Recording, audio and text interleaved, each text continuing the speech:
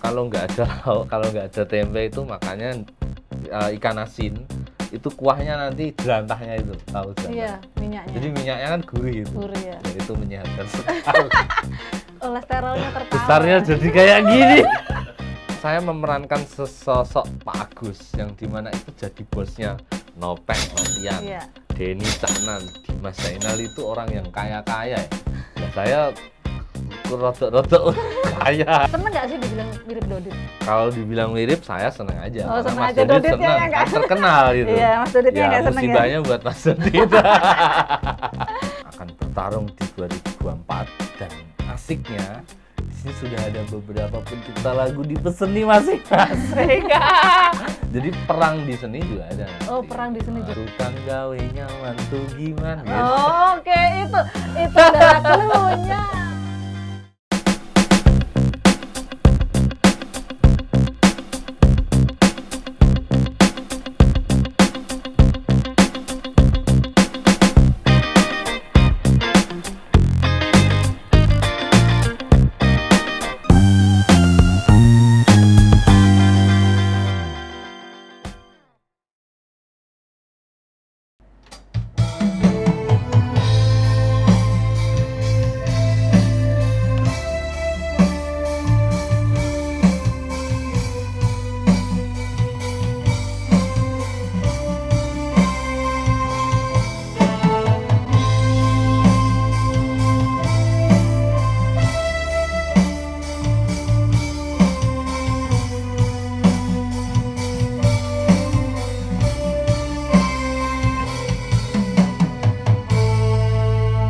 Wah, keren-keren lagunya. Hai Sobat Lentera, balik lagi di podcast keliling. Dan kali ini kita akan ngobrol-ngobrol santai, nggak terlalu berat tentang politik atau yang lagi kekinian. Karena kita akan melihat atau mendengarkan cerita story dari sosok yang tadinya seorang jurnalis, kemudian sekarang ini menjadi seorang seniman. Dan tadi lagunya itu adalah salah satu ciptaan beliau yang belum dirilis. Nggak tahu kapan rilisnya. Untuk itu langsung aja kita kenalan. Halo Lek Dalan, apa selamat kabar? Siang. Selamat siang. Siang ya? Siang kayaknya Apa kabar? ini. Baik, alhamdulillah Baik. baik.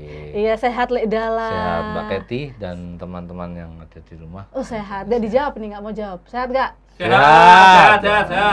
500 penonton. Makasih loh ya Lek ya. Ya Lek Dalan, kalau kita lihat ini Lek Dalan itu adalah yang dulunya seorang jurnalistik. Jurnalis Ya kan? tulen. Jurnalis tulen Tulen. ya. Oh gitu ya. Tulen len malahan Tulen, ya. len. Jurnalis tulen kemudian Bukan jurnalis. jurnalis abal-abal ya.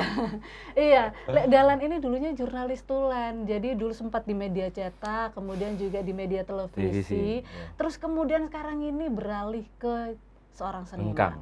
Hengkang. Ini kabur atau gimana sih Enggak, sebenarnya? itu ceritanya kronologisnya adalah ketika saya masih aktif di jurnalis TV, salah satu TV nasional. Kemudian karena pandemi, jelas kebutuhan untuk personel, ada pengurangan kebutuhan personel saat Iya. itu di lapangan, dan akhirnya saya memutuskan untuk resign atau untuk mundur. Waktu itu juga mundur itu bukan keputusan, ternyata bukan keputusan benar Yang baik buat ya. saya. Iya. Ternyata saya di situ justru malah terbelenggu. Maksudnya terbelenggu, saya nggak bisa ngapa-ngapain. Oke. Jelas 11 tahun saya berkiprah di jurnalis, ternyata keluar nggak semudah mencari pekerjaan, itu nggak semudah yang saya bayangkan. Tidak semudah membalikkan Betul, telapak tangan gitu ya. Sampai akhirnya 9 bulan saya nganggur. Kok Saya kayak orang itu- hamil tau mas 9 Iya, bulan? 9 bulan, kurang lebih 9 bulan. Itu pun saya sudah berakting saat itu. Jadi di rumah itu seolah-olah saya kerja. Jadi pagi berangkat kerja. Iya serius. Ya, pagi ini darah berangkat seninya kerja. dimunculkan dulu ya. Ya, sudah mulai berakting ke mertua, tetangga biar tidak dapat cibiran. Tapi secara keseluruhan alhamdulillah orang tua saya juga support. Jadi dia nggak mau anaknya ini terlihat nganggur di rumah. Jadi saya disuruh keluar malah, terus metu komanya, metu intinya saya dikasih saku malah. Oh gitu, supaya untuk bisa mandiri sendiri gitu ya, buat modal ya? Bukan, saku itu untuk nanti makan di luar. Ketika membambung sehari itu saya dikasih satu. Oke, melas ya. Melas sekali, dan itu berlangsung 9 bulan. Kehidupan saya masih nggak jelas, maksudnya masa depan juga nggak jelas. Nggak tahu mau ngapain gitu ya. Sampai akhirnya salah satu penyanyi yang sekarang mungkin banyak dikenal, Mas Denny Caknan, rilis, dan saat itu lagu yang lagi happening Kartonyono, ada iya. Janji itu. Terus saya beranggapan, saya berpikir aku iso kok bikin lagu saat itu. Oh, inspirasinya dari situ? Dari situ salah satunya. Terus sama almarhum Didi Kempot juga kan saat itu lagi booming-boomingnya. Nah, habis itu saya coba-coba bikin lagu, terus rekaman. Nah, rekaman itu pun saya juga, maaf, ini semua juga sudah pada tahu bahwa saya memang nyuri gabah. Maksudnya menjual gabahnya orang tua tapi gak ngomong, gue ngomongnya sukses gitu. Oke. Ya saya nggak tahu sukses atau enggak, tapi ternyata saya jual, kemudian saya buat biaya recording, dan alhamdulillah saya rilis, hasilnya 800 orang saja yang menonton view-nya saat itu. Ya itu perjalanan dari Lost Doll ya, maksudnya dari lagu, salah satu lagu saya yang sekarang ciptaan mungkin yang booming ya, mungkin dikenal banyak orang, story atau historinya seperti itu. Terus 800 view, nggak laku, sampai akhirnya saya share ke grup. Jadi kita Ngawi itu punya grup YouTuber, salah satunya ada Mas Denny di Mas situ. Denny, okay. Mendengarkan promo saya, teaser saya, terus akhirnya kita diambil aja gitu ya. Kita join, kita kerjasama untuk mengubah Lost Doll ini, sampai akhirnya boom, alhamdulillah ya bisa mengembalikan yang dicuri. Malah sekarang orang tua kalau ketemu saya gak ngedol gabai bapak Nel. Malu nggak itu, Mas? Ya enggak, karena saya ceritanya ya sudah sukses. Okay. Misalnya nggak sukses, mungkin saya nggak cerita kalau oh, dipendem ya. Betul, nggak tahu sampai kapan. Nggak tahu, dan ternyata ya itu. Nah, ini dari situlah akhirnya saya memutuskan, oh memang mungkin rezeki saya di seni gitu. Karena dulu saya jadi jurnalis juga nggak kritis-kritis banget. Iya benar, saya ngikut aja isunya. Bukan ngikut, malah justru saya jurnalis yang sering tertinggal. Oh gitu. Kalau bahas politik, bahas politik, pokoknya yang bagian hukum-hukum kayak gitu saya nggak mau. Dulu saya itu jurnalis spesialis setting. Nyeting orang kayak sinetron stroke gitu. Terus di setting nggak bisa jalan gitu. Ini saya setting, besok dapat bantuan, besoknya lagi meninggal ya. Oh gitu. Kayak sinetron ya. Cocok jadi sutradara. Ya, saya seneng. Jadi liputannya dulu pun saya juga sebenarnya masih berbau seni. Jadi yang menginspirasi, edukasi. Pokoknya ya itulah, jarang lebih cenderung ke sana ya, yang humanis ya. Yang humanis gitu. Daripada yang ke politik, kriminal gitu ya, Dalan ya. Dan teman-teman sepakat saat itu, saya ini terkenal raja setting. Oh gitu. Nah, ayo gak enak berita, yowis dahlan aja setting kayak gitu. Dulu ya gitu. Dan sampai sekarang alhamdulillah mungkin rezeki saya memang di seni gitu. Merindukan dengan suasana jurnalis nggak, settingan atau sangat itu kan juga membantu ya, membantu orang sangat. lain. Gimana Dalan?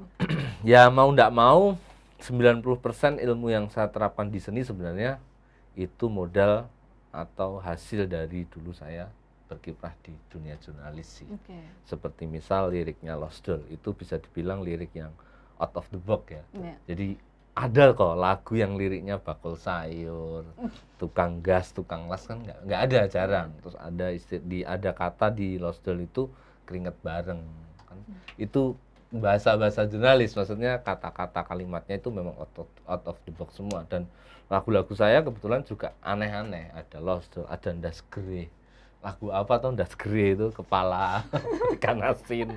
Ada lagi ini judul yang terbaru Es Teh. Jadi ada nanti saya akan rilis satu album itu judulnya makanan semua. Yang barusan ada es teh, salah satunya ini. Ada es teh, kemudian ada jemblem.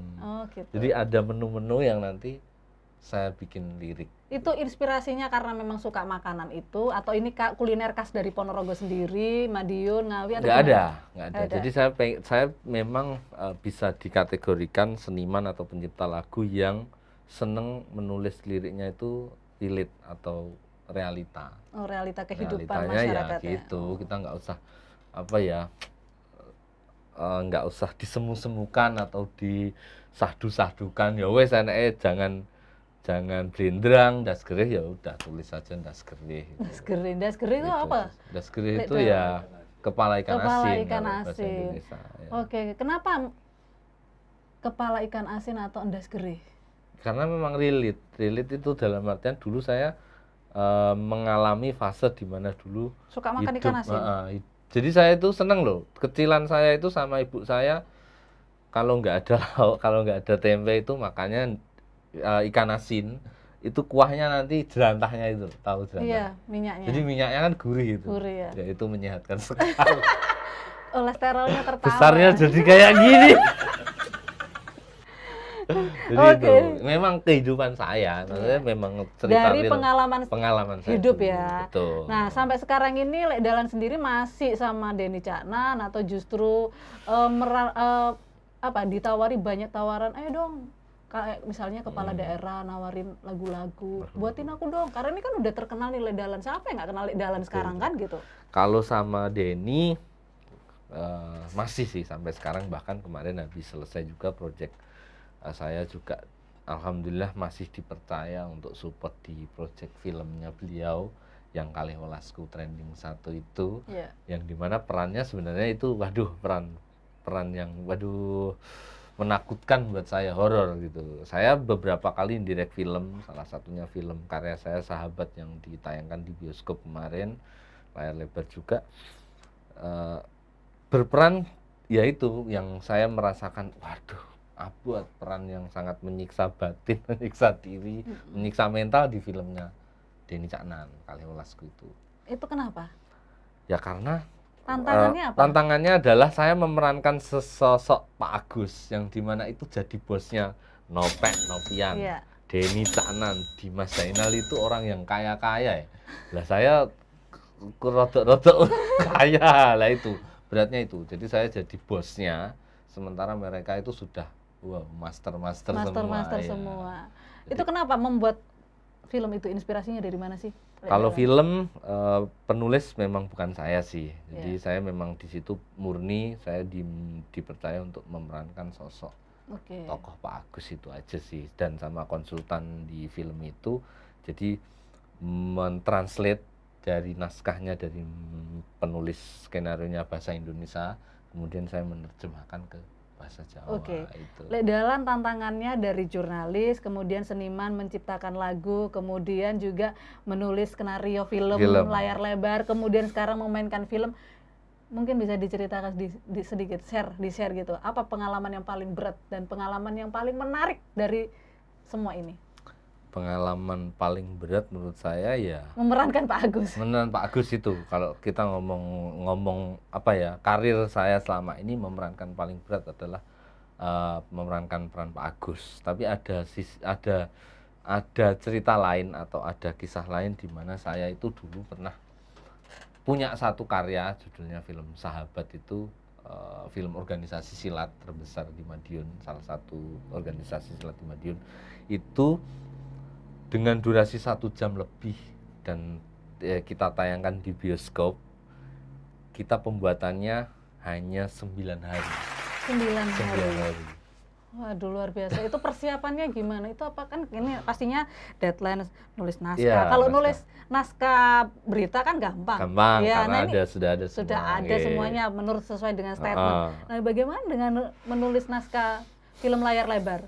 Ya, kalau film khususnya film layar lebar atau film YouTube, sebenarnya lebih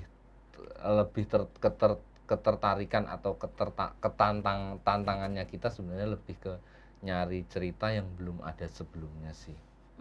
Memang lebih diperas otaknya itu.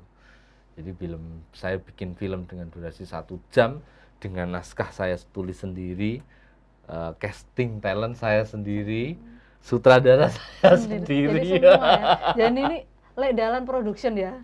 Lek Dalan Production. Lek Dalan Production. Dari film itu akhirnya lahirlah Lek Dalan Production ini. Itu sih. Oke, ini luar biasa sekali. Nah, tapi Lek Dalan selama perjalanan karir seniman, ini kan sempat viral juga, ada masuk di video klipnya salah satu lagunya Denny Caknan yang Lost Doll itu.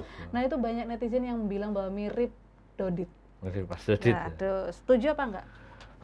Seneng nggak sih dibilang mirip Dodit? Kalau dibilang mirip, saya seneng aja. Oh, Karena seneng Mas aja. Dodit Doditnya seneng, ya nggak? kan terkenal gitu. Iya, Mas Doditnya ya, nggak seneng ya. musibahnya buat Mas Dodit. Tapi walau bagaimanapun, salah satu tokoh atau salah satu orang yang berjasa besar di karir saya juga salah satunya Mas Dodit. Total semua lagu yang rilis maupun belum dirilis atau yang dirilis sama orang lain itu sudah 113. Pak, ini pengakuan dari anak bapak.